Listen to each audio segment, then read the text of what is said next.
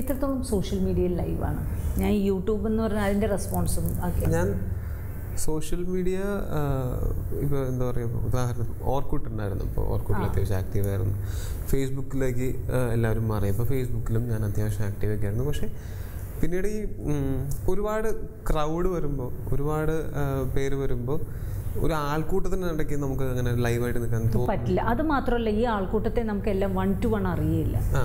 അപ്പോൾ നമുക്ക് അവിടെ അങ്ങനെ ലൈവായിട്ട് നിൽക്കാൻ സാധിക്കുന്നത്. അപ്പോൾ നമ്മൾ ഫേസ്ബുക്ക് അക്കൗണ്ട് ഉപയോഗിക്കുന്നത് നമ്മൾ സിനിമയുടെ പ്രൊമോഷൻസിനോ അങ്ങനെയുള്ള കാര്യങ്ങൾക്ക് മാത്രം ഉപയോഗിക്കുന്ന രീതിയിലേക്ക് മാറേണ്ടി വന്നു. അല്ലെങ്കിൽ അതിനകത്ത് നമ്മളുടെ സുഹൃത്തുക്കൾ, അതായത് ലോങ് ലോസ്റ്റ് ഫ്രണ്ട്സിനെയൊക്കെ ഇപ്പോൾ ഒരുപാട് വർഷങ്ങളായിട്ട് യാതൊരു കോണ്ടാക്റ്റും ഇല്ലാത്ത ഫ്രണ്ട്സൊക്കെ വേറെ ഏതെങ്കിലും രാജ്യത്തൊക്കെ ആയിരിക്കും ചിലപ്പോൾ.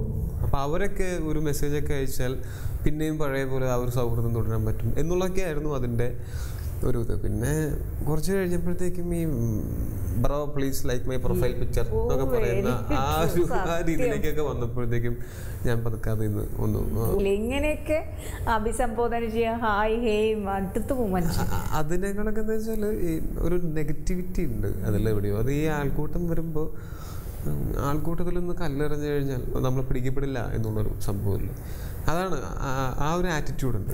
ഒട്ടും ബന്ധമില്ലാത്തൊരു ഫീൽഡാണെന്ന് എനിക്ക് തോന്നിയിട്ടുണ്ട്. കാര്യം നമുക്കൊന്നും അറിയാത്ത ആൾക്കാർ, ഒരു ഫേക്ക് പേഴ്സണാലിറ്റീസിൻ്റെ ഒരു എല്ലാവരും ഒരു സ്യൂഡോ വ്യക്തിത്വങ്ങളായിട്ടാണ് അതിനകത്ത്. എല്ലാവരും അല്ല, ഭൂരിഭാഗം ആൾക്കാർ. എന്നാൽ പക്ഷേ ഒരു പേഴ്സോണ അതിൽ നിന്നും വായിച്ച് അറിയാൻ പറ്റും. ഇപ്പം ഞാനൊക്കെ അത് സൂക്ഷിക്കുന്ന ആളാണ്.